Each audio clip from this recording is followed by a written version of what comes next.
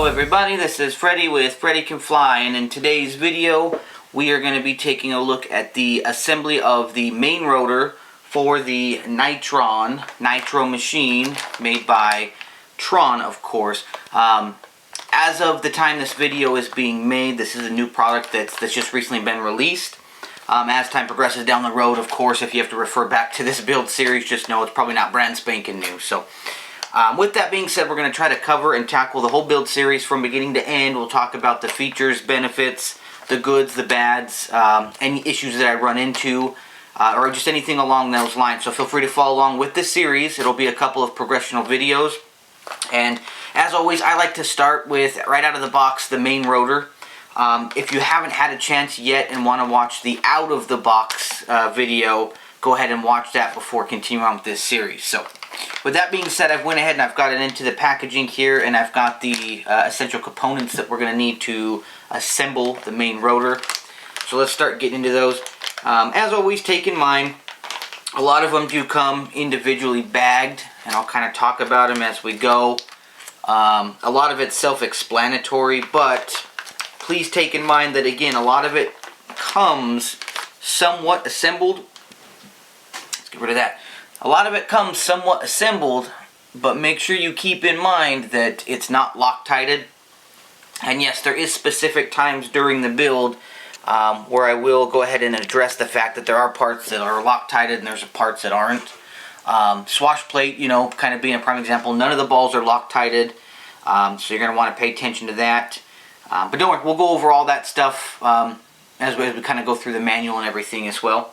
So let's go ahead and let's kind of lay out all the pieces that we need. Okay, we've got our swash plate. We're going to go ahead and need that because we're going to tear it apart and Loctite it. We've got our link rod set, which we're going to make up. The main shaft, of course. Let's go ahead and pop that out. Now the main shaft is going to play a crucial role because what I'm going to do is I'm going to go ahead and build and assemble the main rotor in a specific fashion, but we're going to need access to the main shaft at several times during the actual build, mainly to keep the frames in line, especially making sure that our clutch stack and everything lines up with the motor. So I'm going to basically have this main shaft in the bearing blocks almost at all times when I assemble frame parts, but it'll just have the main rotor attached to it. And again, we'll cover the majority of that. So let's go ahead and set that down right here. What else we got? I'll just dump this whole bag out real quick.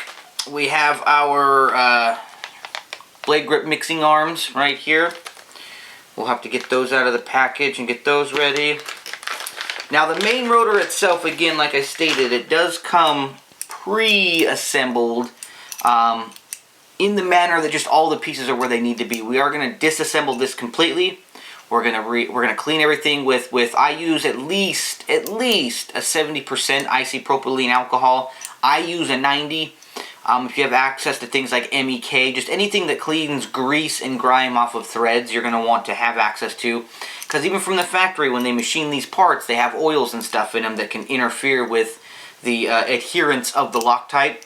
So every part needs to be cleaned thoroughly and then reassembled with Loctite. I'm not going to say that in the helicopter Bible it's a must, but I've seen a lot of failures happen due simply because somebody didn't want to spend 5 extra seconds cleaning a thread and their Loctite failed. So I'm going to do all that. And then you're going to need some grease. Get some lithium grease, Tri-Flow, the Align grease, whatever you want to use. We're going to grease up our thrust bearings as well. And yeah, so we'll just get this whole assembly done. So I'm going to go ahead, what I'm going to do first, guys, is I'm going to get everything tore apart and broken down into stages. That way we can begin the assembly process. And we'll jump over at the manual and we'll review all that as well. So give me a quick moment. Let me go ahead and get all this taken apart. And boom, okay, there we go. So we've got everything disassembled here and laid out on the bench. Again, guys, what I've already done is I've taken each and every piece apart and I've cleaned it thoroughly. Especially with your feathering shaft, your spindle shaft bolts. I just dip them in alcohol, thread them in, thread them out, thread them in, thread them out, clean them, dip them. Do it as many times as you need to make sure that they're clean. Swash the balls on the swash and everything. And then I just kind of lightly fit everything back together so I could lay it out for you. That way we can go ahead and start assembly. My thrust bearings were very well greased, I will give you that. A lot of the times with these machines it's either very lightly greased or none at all. But I am going to reapply more grease. You can never have too much. So that's just one quick thing to note. So what I'd like to do is let's jump real quick over to the manual. And you guys can see here, let's get it pulled up, just kind of scrolling through all the basics. When you guys get your kits, you'll be able to read through this, or you can get onto the website and download the actual manual.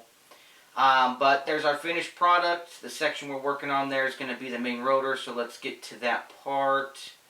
I guess I should have had this pulled up already, huh? It does give you options for setups and everything too, which I really think is kind of cool. Kind of a fun, handy little piece of information. Oh my gosh, hold on guys. Here we go, getting to the main rotor. So what we'll do real quick is let's talk about the options here, and then we'll go ahead and we'll actually just complete the overall assembly. Now, it's really nice.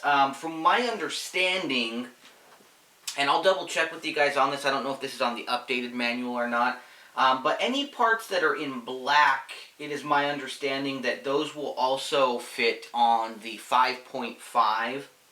And any parts labeled in orange, I believe, are specific for the NiTron. Don't give me a 110% quote on that. I can always update the video later if that information changes. But here we go, we've got our head assembly. Pretty straightforward. If you get a blue square, we're going to do some Loctite. If you get a yellow hexagon, I think that is, you get some grease. The main rotor here, I just kept my dampener rubbers in. And then what I do is I just lightly grease the insides of them, and then you have your pivot here, your feathering shaft support. That's already pre-assembled in there. I didn't actually remove mine. To my understanding, they will offer different dampener options for different RPMs and flying styles. So got all this cleaned, got all of it disassembled, jumping down. As always, one of the most important parts possible is when you install your thrust bearing assembly. You're going to always want to make sure that, so here's the stack and the way it looks. There's always one, the outer thrust cage, if you will, has a smaller ID, inner diameter, which means it fits really tight. The inner race always fits loose. So double check to make sure, because I don't think that they're labeled. Some machines have them labeled as in and out or up or down, but mine in my kit, they're bare. Okay, so you got to actually test fit. Tight fit on the outside, loose fit on the inside.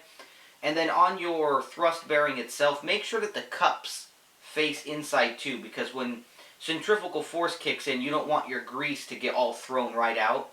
So you'll notice one side has a cup, the other doesn't, okay? Pay very, very close attention to this, guys, when you do your assembly.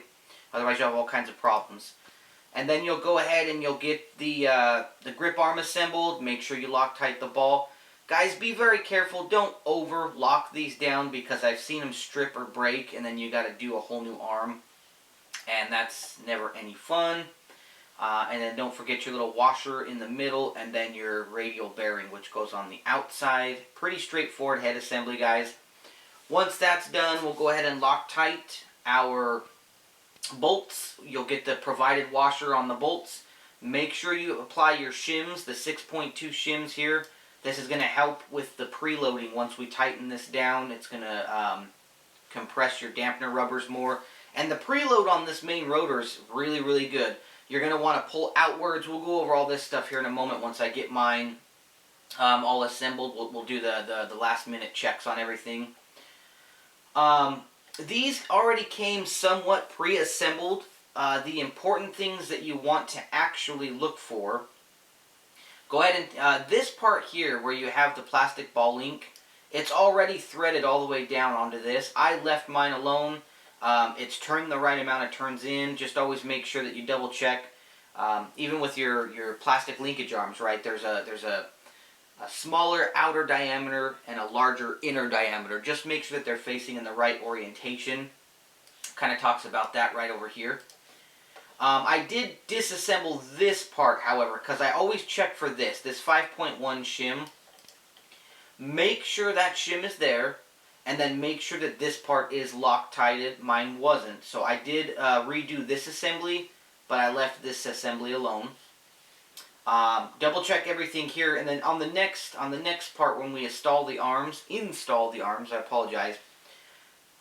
Don't Loctite them at this time. Do not apply Loctite to this, okay? But make sure you have the shim behind the posts. This is important. If you're missing one of those shims, you know, of course, let's get it replaced, but just double check. They're very small. They're like paper shims. But make sure they're there. But don't apply Loctite. So just kind of finger tighten that in. Leave the assembly loose for now. Take into consideration the orientation of where each part connects. Reason why is this has a compression on it. So when we put the main rotor onto the main shaft, we're going to put in the Jesus bolt, and then we'll Loctite these and compress them down. And that almost gives us like 3 different biting points onto the main shaft just for extra security, okay? So we'll get that done. Swash plate, again, simple. It does specify in here that it's pre-assembled in factory. However, there are parts that we need to Loctite. So as far as pre-assembly goes, I had noticed that on mine, when you approach the swash plate from the top, well, actually, let's see. How does that have that oriented? That's actually from the bottom. So this part here, I believe everything's already assembled on that portion. It's already pressure fitting everything in. But when you jump over to the top, these ones were loose on mine. So I took those out and re-Loctited. This screw here, took it out, re-Loctited. Double checked everything. And then, of course, the ball assembly. Now, take in mind, guys, there's the short post ball that need to be adjacent from each other, and then there's the high post ones. Okay, make sure you don't mix those up, and then get your Loctite on the outer balls as well. You got your anti-rotation pin. Make sure you clean everything thoroughly with your rubbing alcohol, just to give yourself a secured bond on the thread locker and everything, okay? After that's done, I'm going to go ahead and get my linkage rods made up per the manual. It wants a 25 millimeter distance between plastic to plastic. They are turnbuckles, so one is a clockwise, one is a counterclockwise. Right here, the groove will indicate this one here is the counterclockwise thread, and then the no groove there is the clockwise thread, okay? So pay attention to that. Again, make sure that you pay attention to orientation as well, inner race and outer race of these plastic links. For the swash link arms, it wants a 19.5. Same thing, take in mind, we've got turnbuckle style, so clockwise, counterclockwise. And then what we will do is we'll go ahead and slide the main shaft on at this time. Make sure you got the collar on. Do not tighten it at this time. Again, we'll do that later on when we got to adjust for any gaps or pre-shimming or anything like that when we get the gear on. Other than that, guys, that's going to be the whole main rotor assembly. That'll be our stopping point, and then we'll move on to the tail.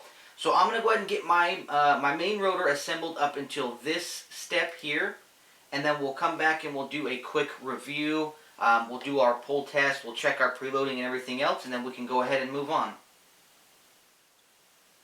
Alrighty, guys, so I've went ahead and followed the instructions and gotten the main rotor to the assembly point that we previously discussed.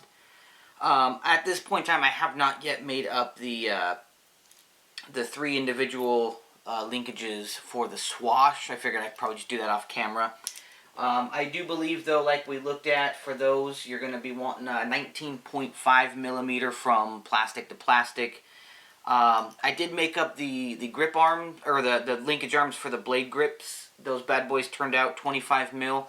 On the previous build I did for the Tron 5.5, I don't recall having to really adjust any of my linkages, so the manual specifications for that model were pretty spot on, so I'm going to trust these ones. If anything, I'm going to say just some minor adjustments. And they are turnbuckles too, so you can actually just put a little wrench on there. It is hard to do. It does kind of snap the links off if they're too tight. But it's not that hard to pop a link off and just give it a quick twist or something. So like we also discussed, okay, so we want to, you know, I sat for a good couple of minutes and really worked in the grease, just kind of rolling the grips in my hands. Just make sure they're as smooth as possible. You want to check your preload, so try to separate that main rotor as hard as you can, because really centrifugal force is going to come into play, and it's going to pull these grips outwards as it spins. I noticed that there's just the littlest amount of play in the grips. Let's see, I don't know if I can really capture it, but I mean, it's so minor, and honestly, it's pretty common. Almost every machine out there has just a little bit of machining play in there, and don't freak out over it. Again, it's meant to be there. I mean, when centrifugal force comes into play, and these grips are being thrown outwards, that little tiny bit of play is no big deal. You just want to make sure you have no outward play this way, okay? So preload on the main rotor feels really good. A quick tip, well, also too, like we talked about though, for the swash following arms or the mixing base arms here, I did not apply Loctite on those. Just lightly fastened them in. That way we can clamp down the main shaft later. Sorry, I'm actually pointing at the wrong one. This one here I did not Loctite yet on both sides. And that's because I'm going to take the main rotor off. That way I can level out my swash plate and throw my swash leveling tool on there. Then I'll secure it down afterwards. If you don't feel as though that's something you need to worry about, then go ahead and lock it down now. But just know, if you need to level your swash with a tool, you'll have to remove them anyways. And for me, I just hate to think about like damaging the integrity of that clamp by taking it on, putting it off, taking it on, putting it off too many times. A quick tip I can throw out to you guys also is the anti-rotation pin. You'll notice here that I did not Loctite that. Okay, I just finger snugged that one down. Reason why is, again, when this is sitting in the machine and I take off the main rotor to do my swash leveling, the elevator servo is a little bit more into the frame, so it's really hard to get to that the link rod and adjust it. And since I use the master servo method for setting up my swash, I usually go off the elevator. So what I'll do is I'll leave this pin loose, put all my linkages on, get my servos all ready to go. And if I find that I need to adjust this elevator link rod, I actually will just take my tool and thread this out with the link attached, and then I can literally just reach in here and spin the pin around and then just thread it back in. And then once I've got a level swash and everything is set up appropriately, then I'll finally lock it down for good. Just a tip, guys, you don't have to do it that way, but trust me, as I go through this build, if you've watched any of my setup videos on things like the Spirit 2 or the Beast X or anything, I talk about that a lot, and it works perfect. So there we go, guys. We have the main rotor officially assembled. It's ready for installation into the helicopter. I did not Loctite our clamp yet. Again, we'll get to that. But I tried to leave as much exposed shaft as possible because, again, we're going to slide this into our bearing blocks while we do the frame assembly. That way we can keep everything true and 90. So follow me on to the next video where we'll be constructing I believe it's the tail that we're moving on to next. As always, guys, feel free to comment and subscribe. And remember, Freddy can fly, so can you.